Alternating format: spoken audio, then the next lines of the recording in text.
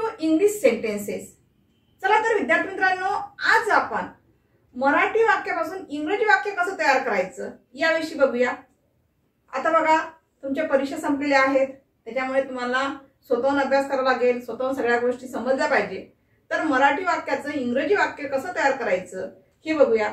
आता मी या ठिकाणी काही वाक्य सेंटेन्स दिलेली आहे। या प्रत्येक सेंटेन्स मध्ये तुम्हाला कोणता शब्द सारखा सारखा दिसत आहे बघा। ट्रेन चालू आहे, चालू, इथे सुद्धा चालू चालत, इथे सुद्धा काय आलेलं आहे, चालू आलेला आहे। पंखा चालू आहे, नाही का? प्रत्येक वाक्यामध्ये चालू चालू चालू दिसत आहे। आता तुम्ही म्हणाल चालू या शब्दाला वॉक म्हणतात, पण इथे वॉकचा जो अर्थ आहे, वॉक म्हणजे काय होते, चालणे। तर या ठिकाणी मला वॉक हा शब्द घेऊन वाक्य तयार करता येणार नाही। आपण असे काही शब्द वापरणार आहे की तो प्रत्येक वाक्यामध्ये ते डबल येणार नाही, पुन्हा येणार नाही। असे काही वाक्य आपण तयार करणार आहोत, म्हणजे नेमका स्पेसिफिक कोणता शब्द वापरला जातो हे आपल्याला जाणून घ्यायचं आहे। ठीक आहे, चला तर आता पहिला वाक्य बघा, ट्रेन चालू आहे। असं म्हणायचं असेल तर तुम्ही काय म्हणणार, द ट्रेन इज वॉकिंग असं म्हणणार आहात का? नाही। मग अशा वेळेस त्या वाक्याशी रिलेटेड तुम्हाला शब्दप्रयोग वापरावा लागेल, वाक्याशी रिलेटेड। आता या ठिकाणी करत असताना या ठिकाणी कसं होईल बघा, ट्रेन चालू आहे, ट्रेन चालू आहे म्हणायचं असेल तर वाक्य कसं दाखवते तुम्हाला, कंटिन्युअस मोड मध्ये दाखवत आहे, क्रिया चालू आहे, राईट। तर अशा वेळेस वाक्य सुद्धा आपल्याला कसं करायचं आहे, कंटिन्युअस मोड मध्येच करावं लागेल। बघा आता या ठिकाणी वाक्य काय दिलं आहे, ट्रेन चालू आहे। ट्रेन चालू आहे म्हणजेच काय, आपल्याला ट्रेन इज वॉकिंग असं म्हणता येणार नाही। तर वॉक म्हणजे चालणे हे तुमचं बरोबर आहे, पण हा वॉक हा शब्द जनरली कशासाठी वापरतात याविषयी माहिती आहे का तुम्हाला? वॉक हा जो शब्द आहे हा पैदल जाणाऱ्या लोकांसाठी वापरला जात असतो। पैदल मीन्स पायी चालणारे जे लोक असतात त्या लोकांसाठी वॉक हा शब्द प्रयोग वापरला जातो, वॉक हे वर्ब वापरले जात असते।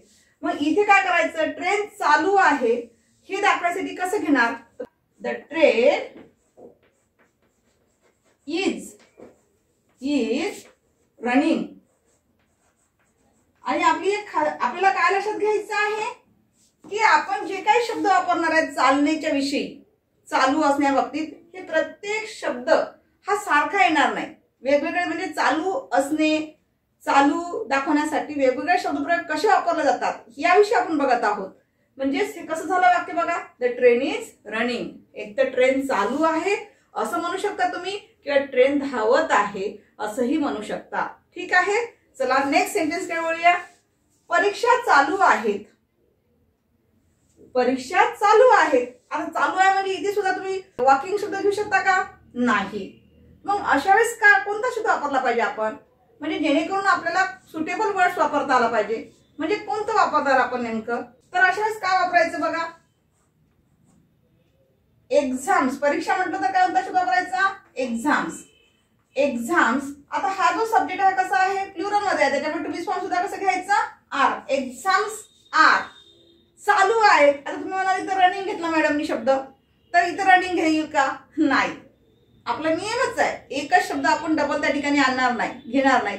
मग आता परीक्षा चालू आहेत असं म्हणायसाठी कोणता शब्दप्रयोग वापरणार तुम्ही? आपल्याला रनिंग तर नाही घ्यायचं आहे, मग कोणता घेणार, ऑन गोईंग वापरायचा। कोणता वापरायचा, ऑन गोईंग, म्हणजे चालू आहेत। परीक्षा ऑन गोईंग, सुरू आहेत, चालू आहेत, सुरू आहेत असा त्याचा अर्थप्रयोग घेतला जात असतो। नाव नेक्स्ट, टीव्ही चालू आहे। टीव्ही चालू आहे। आता टीव्ही चालू आहे असं म्हणायचं कसं म्हणणार तुम्ही? आपल्याकडे बरेच जणांकडे टीव्ही चालू असतो। जर आपल्याला इंग्लिश मध्ये बोलायचं असेल तर अशा वेळेस कसं म्हणणार तुम्ही, टीव्ही चालू आहे कसं म्हणणार?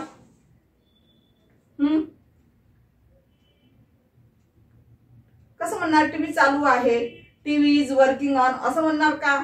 नाही। टीव्ही इज स्विच ऑन असं म्हणणार नाही। तर अशा वेळेस कोणता शब्द वापरायचा, टर्न ऑन वापरायचा असतो। तर कसं होईल बघा, TV is turn on. Turn on हा शब्द वापरायचा। ज्यावेळेस आपल्याला टीव्ही चालू आहे असं म्हणायचं असेल तर अशा वेळेस कोणता शब्दप्रयोग वापरायचा, टीव्ही इज टर्न ऑन। ठीक आहे, आलं लक्षात? कशा प्रकारचे कुठे शब्दप्रयोग वापरायचे आहे की जेणेकरून आपल्याला इंग्रजी बोलत असताना याचा फायदा होईल. TV is turn on. Next sentence काय बोलूया. पंखा चालू आहे. आता पंखा चालू आहे असं म्हणायचं असेल तर इंग्लिश म्हणून कसं करणार तुम्ही. पंखा चालू आहे. चालू आहे, पंखा चालू आहे. पंखा चालू आहे असं म्हणायचं असेल तर काय म्हणणार. मॅडम इथे टीव्ही इज टर्न ऑन घेतलं तर the fan is turn on कराल का. काही विद्यार्थ्यांच्या डोक्यात आलं असेल की इथे टर्न ऑन घेतलं मॅडम इथे फॅन इज टर्न ऑन असं होईल. नाही, का होणार नाही त्याचे रिझन लक्षात घ्या. कारण फॅन हा कसा आहे, मुव्हेबल आहे, मुव्हिंग असतो तो. मग याचे आन्सर कसं व्हायला पाहिजे. The fan is moving. The fan is moving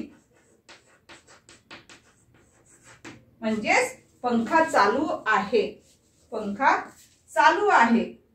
the fan is moving.